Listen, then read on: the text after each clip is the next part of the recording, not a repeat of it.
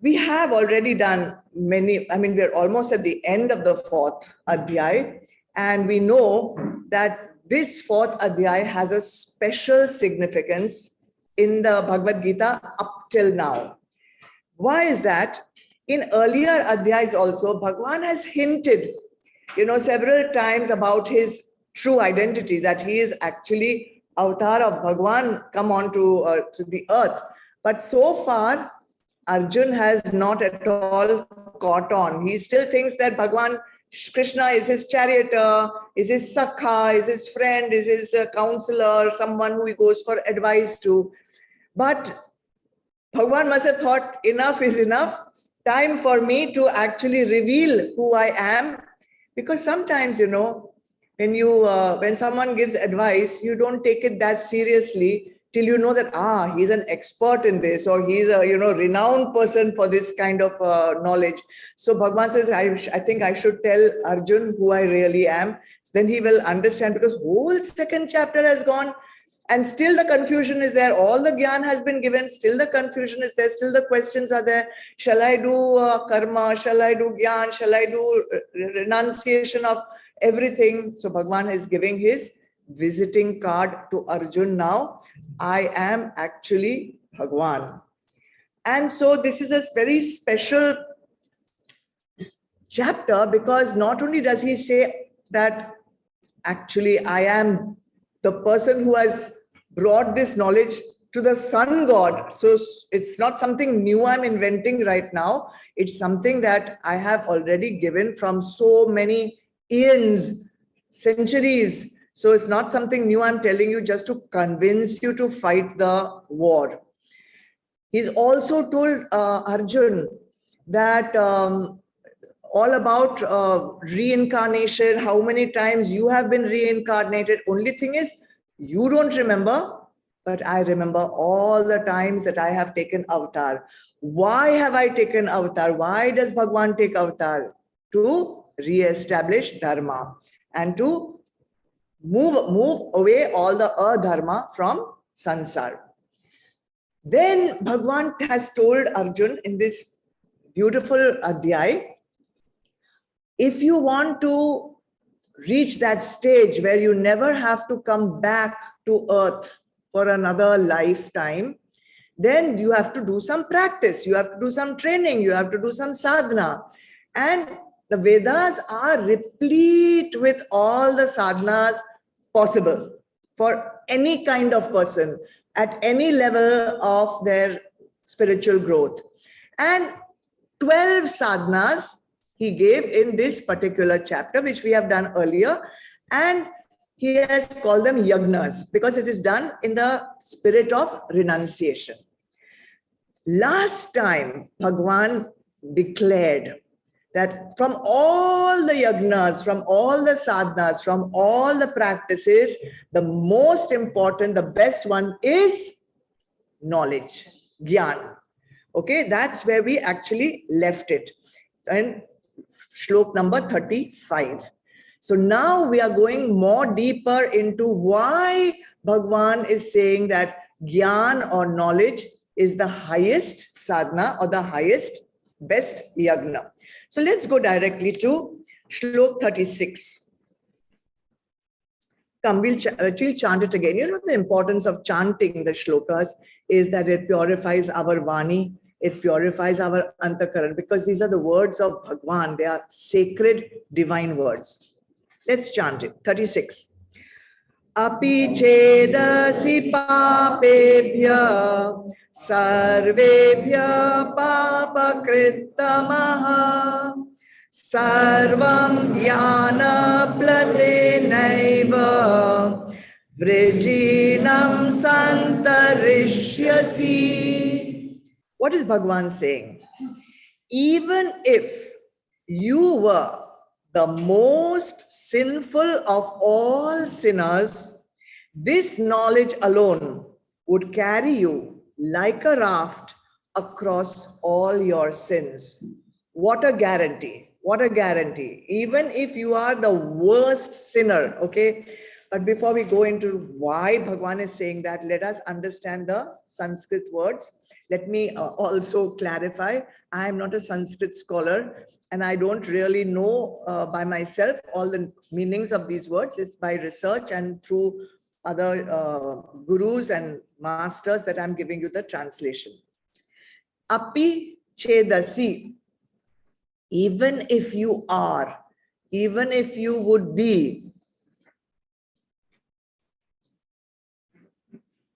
papebhya papakritam, the worst sinner of all sinners. Sarvebhya, from all, amongst all. Even if you were the worst of all the sinners, santarishyasi, you will cross over, you will be carried over, sarvam, all, vrijinam, all the sins, all the seas of wickedness, like all the sansar, whatever sea of sins there may be, you will be carried across that. How will you be carried? Jnana plave naiva, with the boat of knowledge, which is called, here in this verse, they called it raft of knowledge, raft, boat, whatever. All right. Bhagwan has declared, knowledge is the highest and the best means to attain liberation. So, what do you think? How would you consider yourself? A sinner, a saint, worst sinner, best sinner, highest sinner? You know, Arjun must have been quite surprised that even a sinner will be carried across the sea and he will go to his highest destination. Sometimes, I mean, he must be thinking, I am a warrior. I have killed so many people in so many wars. For that reason, I have done adharma. So how can I achieve that highest goal? And sometimes some of you also come and tell me, I'm a papi. I'm a mahapapi also, you say, greatest sinner. How will I do this? How will I be able to, get that highest? Look at her face. She's saying, thinking now also like that only. Yeah. So Bhagwan is saying, don't worry. Not that by yourself you will be carried. Some things you will also have to do, I'm sorry. And those things he's going to tell you what you have to do. But if we as sadhaks harbor that doubt in our mind, okay, how will it happen? How can it happen? I have so many sins which I have committed. I have so many things to clear out of my consciousness. Bhagwan says, look, you are that all-pervading divinity. You are that. We say it, don't we? Tattvamasi, you are that. There are things that have come in the way of you recognizing your own divinity. You have to just remove those things. Just have to remove the excess garbage that we have collected and your divinity will shine through. Now, is there any example of this ever happening, that a worst sinner has also been saved?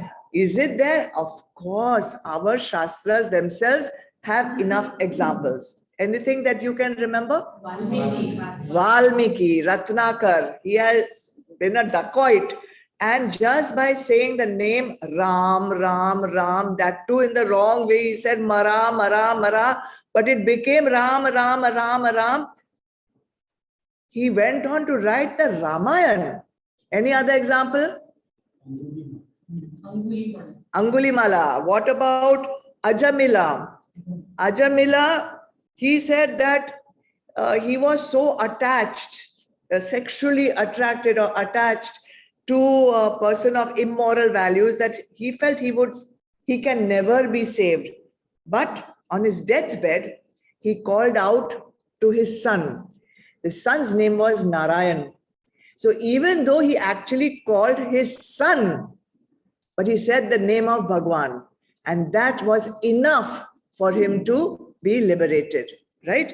So the thing is, there is no one who has not sinned, right? Everyone has made mistakes. That is part of our, equipment, that imperfect equipment through which we have to cross this sansar. It's a part of growing up. It's a part of the growing process that you have committed mistakes. You have done some sins, maybe serious ones, not so serious ones, but everyone should be given a second chance. Everyone should be able to get the chance to overcome their mistakes.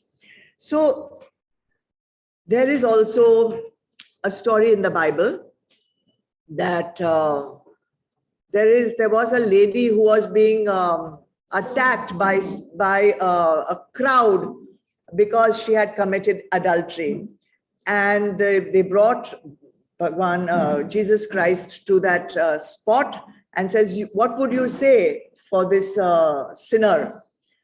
So should she not be punished?" When they were all ready to stone her, and he said, "Let the one who has never sinned cast the first stone." So whatever it may be, everyone has made some mistake or the other, may have done some sin or the other, but everyone has got a chance to change, to come out of it. So what exactly is sin? When we say sinner, so what exactly is the meaning of sin? Sin is basically that which is adharma. That which is not following the laws of dharma is adharma, and that is considered as sin. Sin and crime, they are two completely different things, right? You know the difference? What is the difference? An action could be a sin, but it need not be a crime. If it is a crime, it will be judged in the court of law. If it is a sin, it will be dealt with by the law of karma. For example, if you kill an animal for the sake of food, it's not a crime. You are allowed. You can easily kill an animal and eat it. It's not a crime. You will not be punished in any court of law. But it is very possible that you will have to pay the consequences in karma, right? So it is adharma, but it is not a crime. Or what if I steal something? Nobody has seen me steal it. I get away. I don't get any punishment for stealing. But there is one CCTV which is always on, and that CCTV belongs to the law of karma. So I will definitely have to pay for that adharma. That would be a sin, though it is not a crime. So we know what is sin. Now, what would be the worst sinner of all sinners? Bhagavan is talking about the worst sinner, papa krittama. Krittama meaning worst. Who would be the worst sinner? Not the one who's stealing, but the one who sins against Bhagavan himself. The one who sins against Bhagavan would be the worst sinner. Those who are committing the sin knowingly, you know it is wrong, and yet it's not a mistake. Knowingly you are committing a sin, then that is the worst sinner. Any ideas who that could be from our Shastras? Duryodhan, Ravan, Hiranyakashipu, Karna, all of them, they knew this is wrong, yet they were committing that. So in this shloka, number 36, Bhagavan is giving us an assurance, giving us a guarantee that even if we have done something so bad as Hiranyakashipu or Ravan or Duryodhan, we also can be saved. You know, in Sanatan Dharma, we don't just say you are a sinner and so for eternity you are lost in hell. You don't have a second chance. You are lost means lost. For eternity you have to go to hell. No, we don't believe that. We say Jitna karma hai, you have to bhogo it. Then you come back and you always have second, third, fourth, fifth, 10th lakh, 20th lakh times to save yourself. If after all that you don't, then keep going around. In this kalpa, next kalpa also. You can easily go into pralay and come back also and try your luck. So this is where Sanatan. Now, we say that you can come back and eventually, what is going to save us? What is going to save us? Knowledge. Knowledge is going to save us. So, they have called knowledge a boat, raft of knowledge. So let us take that analogy and see how it works. What if you have to cross the river in a boat, right? So you have to cross a river and there are many boats available. You have a choice, right? So you have to choose the correct boat. You have to see what is the technology of the boat. Is it a rowing boat? Is it a motor boat? Is it a speed boat? How long will it take me to cross? And then I have to choose the correct boat. All depends on how fast I want to reach the other side. That kind of boat you will be choosing, right? So, meaning, what is your goal? And choose your boat accordingly. Choose your goal wisely, because some boats may only take you to the island in the middle of the river. So you catch that boat, you'll go up to the island, but you have not crossed over to the other side. What we want to cross over, tar karna, we want to go across to the other side. So you have to choose your goal wisely. Second, who is the boatman that is manning the boat? You have to choose your boat with the correct boatman. Does the boatman know where the other side is? Does the boatman know which is the way to go, the navigation? So therefore, you have to choose not only the correct boat, that means your correct goal, you have to choose the boat with the correct boatman, right? Choose your guru also according to your goal, right? So there are different goals and all goals are valid. There is no goal which is not good on, because it's a journey. Many stations are there between Bombay and Delhi. You cannot say this is the wrong station. It's one station, but you have to go to the end station, final destination. Second, when you get in the boat, you have to make sure that you are fully inside the boat. You can't be half in the boat and half on the shore. Kya hoga? In the water. You will be in the water. Neither you'll be on the shore nor you'll be on the boat. You will be in the water.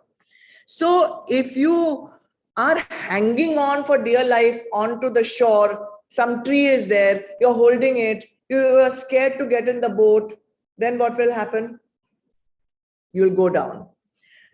If you want to go from Bombay to Goa, you have to leave Bombay, no? If you want to reach Goa, you cannot be still in Bombay. You have to be able to get out of Bombay for you to reach Goa. In the same way, if you want to reach that final destination in the boat of knowledge, you have to choose eventually between pleasures of sansar, pleasures of the world, or your spiritual adhyatmic goal. Anand of adhyatma or pleasures of sansar. One of the two you have to let go. Either you be in Bombay or you be in Goa. I don't know which one is the worldly one and which one is the adhyatmic world, probably neither. But as an example, you have to let go of one eventually, totally, for you to be able to go to the other one. And then one fourth thing will have to be taken care of. You may get into the boat. You may have the right boat. You may have the right boatman also, right? You may have left the shore also, but your anchor is still stuck in the bed of the river. You have to lift up the anchor. Otherwise, you cannot go anywhere. No, boat will not move. Anchor is still, what do you call it? Anchored? Anchored. Huh. So what is that? What do you have to let go?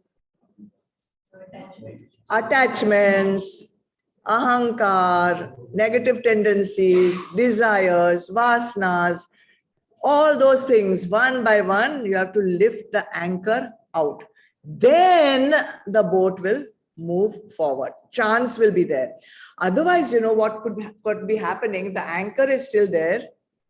You can keep rowing, keep rowing, keep rowing, but the boat is still in the same place. Meaning, keep doing jap, keep doing seva, keep doing all the sadhanas, but not getting rid of your negative tendencies, not getting rid of your vasanas, not getting rid of your avguns. Keep doing.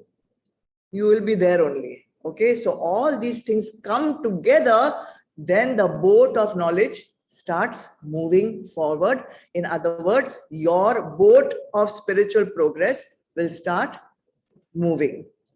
So, to recap, if we want to use the boat of knowledge to go to the other side, means from sansar to our spiritual destination, A, have a firm goal, know where you want to go. Surrender to the guru who knows to take you to that particular goal that you have chosen for yourself. Let go of sansar.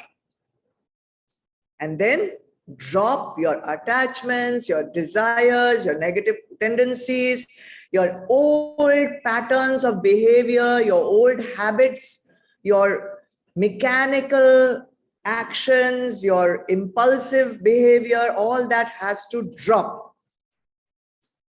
So how does it happen that just by knowledge, you will reach there? First, let's see, why are we suffering in sansar? Why are we not moving forward?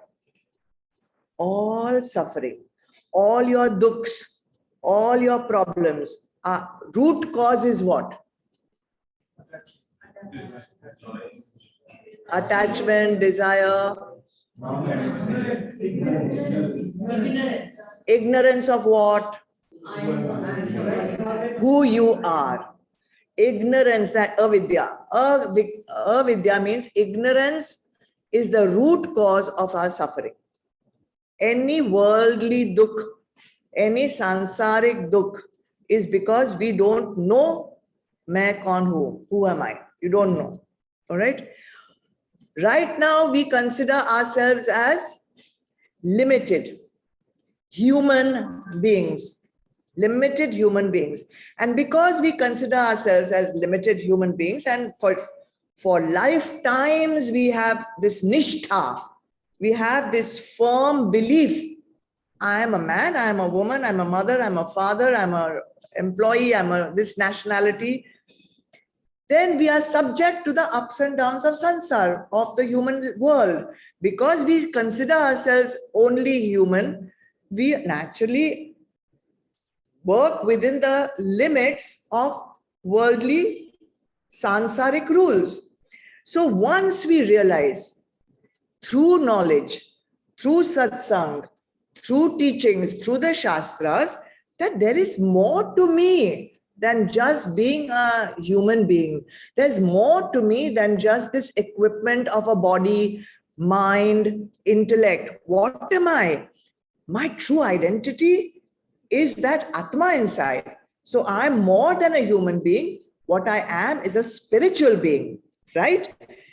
And then through the continuous feeding of that knowledge, sansar starts losing its grip on us. We start understanding things like karma. We start understanding about acceptance. We start understanding about gunas. And through that knowledge, continuously, I will say, being hammered into us, slowly, slowly, the grip of sansar loses its pull. Desires start getting reduced. Negative tendencies start disappearing. I mean, I can say even in this group, there are many of you who have overcome your negative avguns. Many of you have been transformed, I can say, to a great extent. And slowly, slowly, we start getting nishtha of our spiritual identity. So knowledge of our identity, that I am Atma. Now when that impulsive nature comes to do something wrong, to commit some adharma, to commit some sin, what do? We create a gap. We create a gap. We think, should I be doing this or should I not be doing this? We start thinking of our goal. Is this action going to take me to my goal or it's taking me away from my goal? So we start reducing, let me say, our adharma, right? Would you agree with me? Yes. Is it only my thinking, or would you say that this is what is happening to you? Yes. Right? So then what we do is we start choosing Shreya over Priya. Shreya is dharma, Priya is adharma. We stop doing adharma, we start doing dharma. What is happening? Knowledge is taking you away from being a sinner. That is what Bhagwan is telling us over here. So we all want to access this knowledge, yes or no? Yes. 100%. Because we have been told by the Supreme Being, I'm not saying anything. The Supreme Being is telling you that if you want to reach your final spiritual destination, the thing that will work for you is the boat of knowledge. So how can I get this knowledge pakka, nishtha, firmly established of my true identity? I want to be established in my true identity. How will it happen? Step number 1. And everybody knows this. You have to attend satsang regularly. First step, step number 1. How will you connect with knowledge? You want to connect with knowledge, right? You want to use knowledge. So where is the knowledge being accessible? Satsang. Well, I can easily get it on YouTube. I can easily get it in a book. Why should I attend satsang? I'm asking you. Why should you attend satsang? You can clarify your doubts. Yeah, books cannot answer questions, right? Sometimes in satsang also I cannot answer questions, but I can, and I'm always honest. When I can't answer, I go to my guru. I go into satsang with my guru. My guru will answer for me. So it's not that, all the answers are just readily available. Nobody is an encyclopedia. So I don't know. Then my guru will help me get the answer. So the first thing, attend satsang. But attend satsang, one more word I said. What was that word? Regularly. You can't say, aaj jayega, kal nahi jayega. You cannot, like, if you're in the boat, if you're in a boat, can you just suddenly say, now I'll get out of the boat? You can't do that, right? Today there's a good movie on Netflix, so let me not go to satsang. Then you've gotten out of the boat. Today there's a play. Today I will go for some whatever. I don't know. So you have to use satsang regularly. How regularly? We are only meeting twice a month, Second Sunday and fourth Sunday. If you cannot keep second Sunday and fourth Sunday free, you are really not interested in going to the other side of the river. Simple. Okay. What is your priority? Of course, if there's an emergency, That's okay. But otherwise, not done. Second, what is the importance of attending satsang regularly? It will connect you to Bhagwan. Now, I want you to tell me, because now I don't want to tell everything to you. I want some of you to also think, how will satsang connect me with Bhagwan? No. Forget realize master. I'm saying connect me with Bhagwan. Good. Knowledge is not the guru's knowledge. The experience may be of the guru, of the knowledge, but the knowledge is coming from Bhagwan. What is Bhagwan telling you? I am not the doer. So you are getting in touch with a higher power. You're getting the knowledge from a higher power. You are becoming aware of a higher power than myself. And that is connecting you some way. Otherwise, what do? I painted the most beautiful picture. I earned that much money in this project. I. Everything in sansar before satsang has been I. Satsang tells you there is a higher power than this little drop of limited I. It brings you to that knowledge of a higher power. What will that help me do? It introduces you to bhakti, to devotion, to shraddha, to surrender, samarpan bhav. This is what satsang inculcates into you. It introduces you to karma yoga. Karma yoga tells you dedicate your actions to the higher power. Otherwise, all the actions are I and mine. This house is mine, this car is mine, Gucci bag is mine, this designer dress is mine, this is mine, everything. Who is I and who is mine? All this, the satsang cleans out. It's like a cleaning of garbage, and it connects you.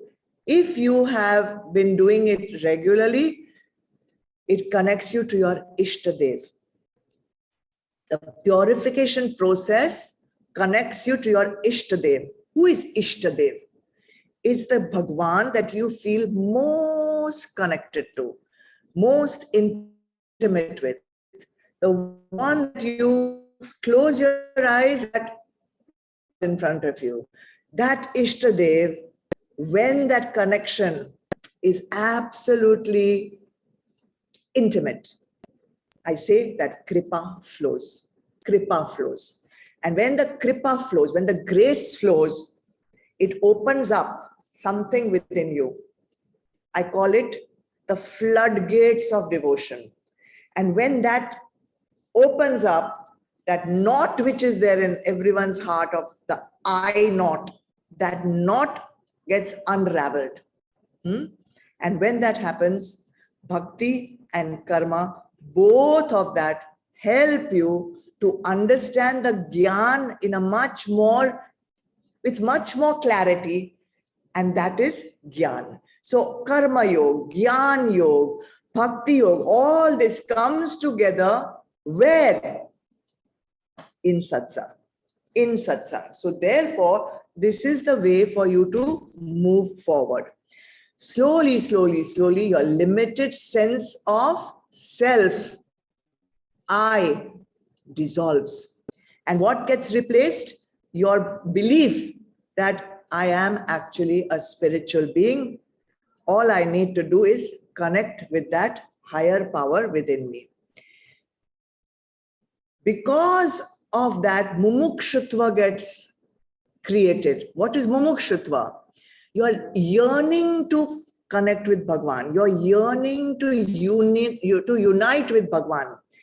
And therefore, you will start walking the correct path. You will start doing dharma instead of adharma. You will start doing shreya instead of priya.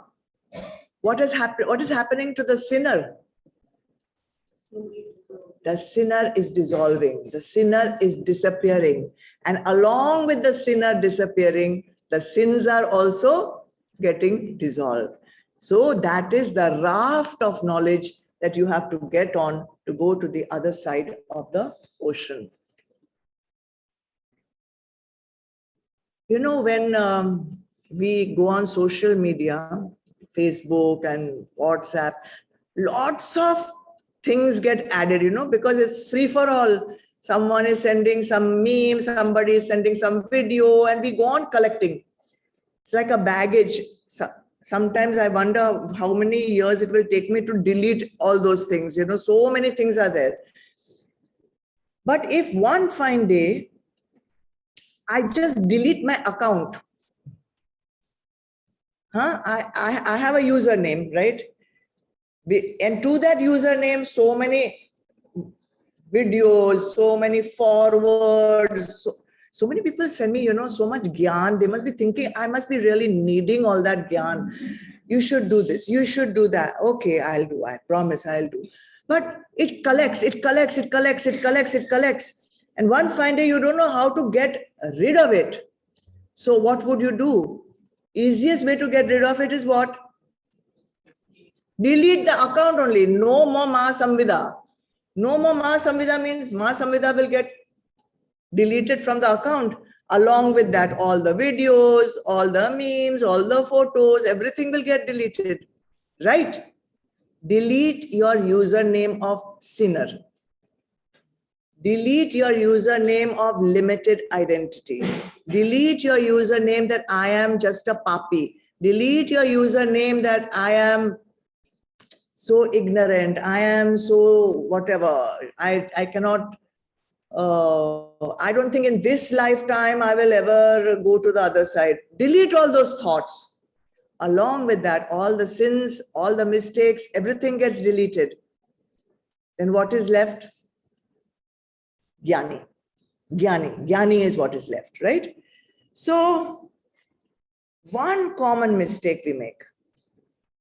Many people, I've heard this, and I must warn you, they may have done a lot of mistakes. We call it sin. There's a taboo to the word sin, but let's just say sin is adharma. They have done a lot of pap. So they try to do a lot of punya to overcome the pap. So I have done, let's say, 10 buckets of pap. So let me do 10 buckets of punya to remove the pap. Guys, it doesn't work that way, okay? Punya or good deeds do not eradicate, demolish, destroy bad deeds.